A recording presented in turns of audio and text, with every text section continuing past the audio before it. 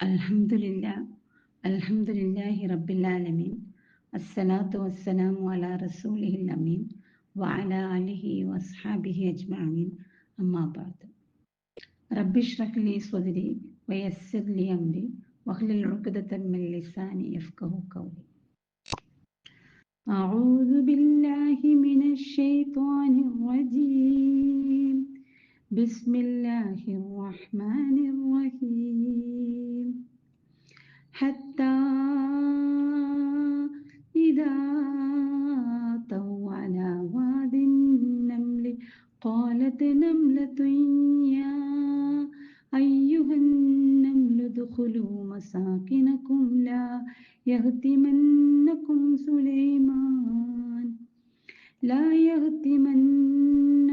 سليمان وجنوده وهم لا يشعرون فتبسم ضاحكا من قولها وقال رب أوزعني أن أشكر نعمتك التي أنعمت علي وعلى والدي وأن أعمل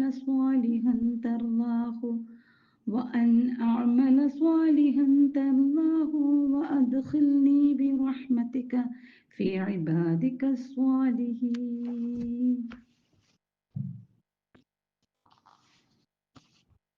വിശുദ്ധ ഖുർആനിലെ 27-ാം അധ്യായമായ സൂറത്തുൻ നംല് 18-19 സൂക്തങ്ങളാണ് ഞാനിവിടെ ഓതി കേൾപ്പിച്ചത്.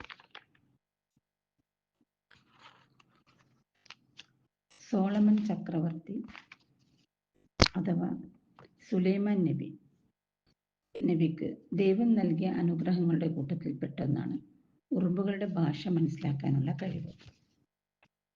ഇന്ന് വരെ മറ്റൊരു മനുഷ്യനും ഈ കഴിവ് ലഭിച്ചതായി അറിവില്ല. അദ്ദേഹത്തിന് പക്ഷികളുടെയും മറ്റ് പല ജീവികളുടെയും ഭാഷ അറിയാമായിരുന്നു. അദ്ദേഹം ഒരിക്കൽ തൻ്റെ സൈന്യവുമായിട്ട് യാത്ര ചെയ്യുമ്പോൾ ഉറുമ്പുകൾ ധാരാളമായി വസിക്കുന്ന ഒരു താഴ്വരയിൽ എത്തിച്ചേർന്നു. അത് ഇന്നത്തെ ജോർഡാൻ ആണെന്നാണ് പറയപ്പെടുന്നത്. ആ പ്രദേശത്ത് ഉറുമ്പുകളുടെ ധാരാളം പൊത്തുകളും മാളങ്ങളും ഉണ്ടായിരുന്നു. ഉറുമ്പുകളെക്കുറിച്ചുള്ള പഠനത്തിൽ കുറേ കാര്യങ്ങൾ വിവരിക്കപ്പെടുന്നുണ്ട്. സാമൂഹിക ജീവിതം നയിക്കുന്ന പ്രാണികളാണ് ഉറുമ്പുകൾ. ഒരു കൂട്ടിൽ ലക്ഷക്കണക്കിന് ഉറുമ്പുകൾ ഉണ്ടാവും. മനുഷ്യരെ പോലും അത്ഭുതപ്പെടുത്തുന്ന രീതിയിലാണ് ഇവയുടെ സാമൂഹിക ജീവിതം. വളരെ ഐക്യത്തോടും ചിട്ടയോടും കൂടിയാണ് ഇവർ ജീവിക്കുന്നത്. ഇവരിൽ രാജ്ഞിമാരുണ്ട്, ജോലിക്കാരുണ്ട്, ചിറകുകളുള്ള ആണുറുമ്പുകളുണ്ട്, ചിറകുകളുള്ള പെണ്ണുറുമ്പുകളുണ്ട്, പട്ടാളക്കാര്, യോദ്ധാക്കളൊക്കെയും ഇവരിലുണ്ട്.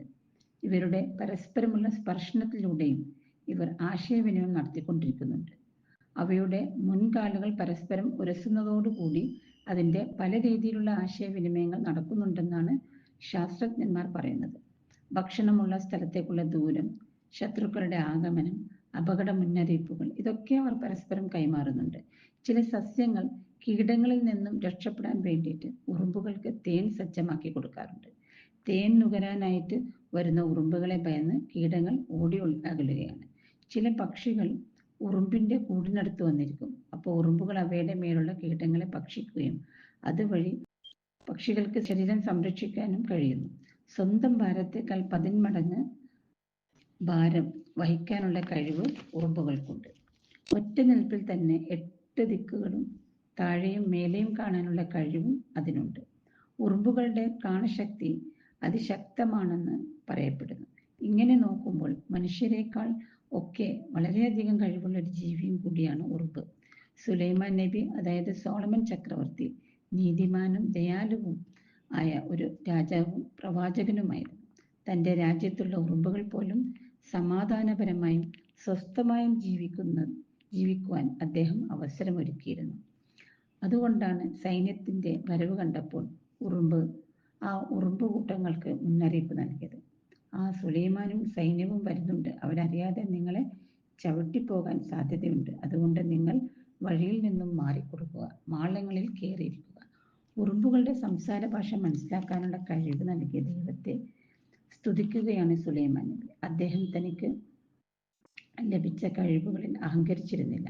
വളരെ വിനയാന്വിതനായി ദൈവത്തോട് പ്രാർത്ഥിക്കുകയാണ്, ദൈവമേ, നിനക്ക് കൂടുതൽ നന്ദിയുള്ളവനായി തീരുവാനും നീ ഇഷ്ടപ്പെടുന്ന സൽക്കർമ്മങ്ങളിൽ വ്യാപൃതനായി തീരുവാനും അതുവഴി നിന്റെ സജ്ജനങ്ങളുടെ കൂട്ടത്തിൽ ഉൾപ്പെടുവാനും എനിക്ക് പ്രചോദനം നൽകണമേ.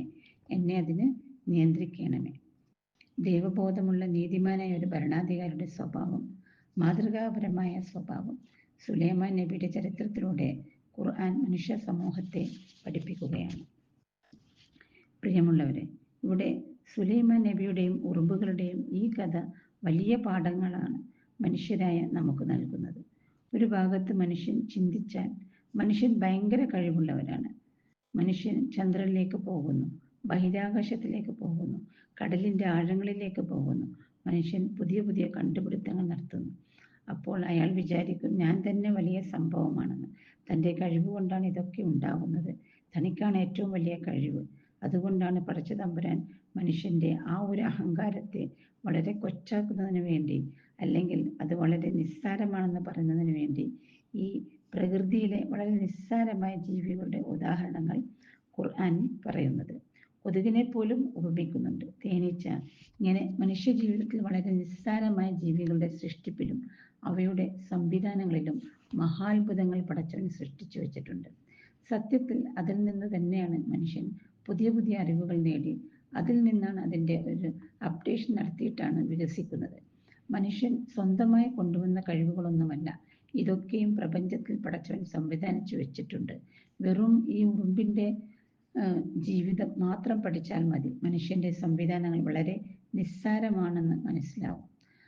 ഖുർആനിൽ ഓരോരോ ജീവികളെ ഉദാഹരിക്കുന്നുണ്ട്. അപ്പോൾ നമ്മൾ കണ്ടെത്തിയതും എത്തിപ്പിടിച്ചതുമായിട്ടുള്ള കാര്യങ്ങൾ വെച്ച് നോക്കിയാൽ വളരെ ചെറിയ ലോകത്തെ നമ്മൾ എത്തപ്പെട്ടിട്ടുള്ളൂ. എത്രയോ ഇനിയും കണ്ടുപിടിക്കാനൊക്കെ ഉണ്ട്. മനുഷ്യൻ്റെ അറിവുകളും കഴിവുകളും ദൈവത്തിൻ്റെ ഈ സൃഷ്ടിപ്പിൻ്റെ മുമ്പിൽ വളരെ നിസ്സാരമാണ് എന്ന് ബോധ്യപ്പെടുത്താനാണ് ഉറുമ്പുകളുടെ ഈ ഉദാഹരണത്തെക്കുറിച്ച് പറയുന്നത്. ഈ ഉറുമ്പുകളെ മനസ്സിലാക്കാൻ കഴിഞ്ഞ സുലൈമാൻ നബി എന്ന ലോകത്തിൻ്റെ ചക്രവർത്തി എത്രമാത്രം വിനയാന്വിതനായാണ് ഇവിടെ ജീവിച്ചതെന്നും ആ ഉറുമ്പുകളെ പോലും പരിഗണിച്ചതെന്നും വിശുദ്ധ ഖുർആൻ എടുത്തു പറയുമ്പോൾ മനുഷ്യൻ അതിൽ നിന്നും പാഠം ഉൾക്കൊള്ളുകയും മനുഷ്യൻ അങ്ങേയറ്റം വിനയാന്വിതനായി ആകണമെന്നും എത്ര വലിയ പദവികളിലെത്തുമ്പോഴും അവൻ പടച്ചവനിലേക്ക് കൂടുതൽ കൂടുതൽ ശുക്ർ ചെയ്ത് മടങ്ങണമെന്നുമുള്ള വലിയ പാഠങ്ങളാണ് ഈ ആയത്ത് നമ്മെ ഓർമ്മിപ്പിക്കുന്നത്. ഈ ചരിത്ര സംഭവങ്ങൾ, കഥകൾ നമ്മളെ അറിയിക്കുന്നത്. വെറും കഥയ്ക്ക് വേണ്ടി പറയുന്ന കഥകളൊന്നും വിശുദ്ധ ഖുർആനിലില്ല. അതുകൊണ്ട് ഈ ദൃഷ്ടാന്തങ്ങളിൽ നിന്നും പാഠം ഉൾക്കൊള്ളുന്ന സത്യവിശ്വാസികളായി മാറാൻ അള്ളാഹു നമ്മെ എല്ലാവരെയും അനുഗ്രഹിക്കുമാറാകട്ടെ. പഠിച്ച തമ്പുരാൻ ആ പ്രവാചകന്മാരുടെ വഴിയെ സ്വർഗത്തിൻ്റെ വഴിയിലേക്ക് മുന്നോട്ട് പോകുവാൻ നമ്മെ എല്ലാവരെയും അനുഗ്രഹിക്കുമാറാകട്ടെ. വാഹൃദാവാന അൽഹംദുലില്ലാഹി റബ്ബിൽ ആലമീൻ. അസ്സലാമു അലൈക്കും വറഹ്മത്തുള്ളാഹി വബറകാതുഹു.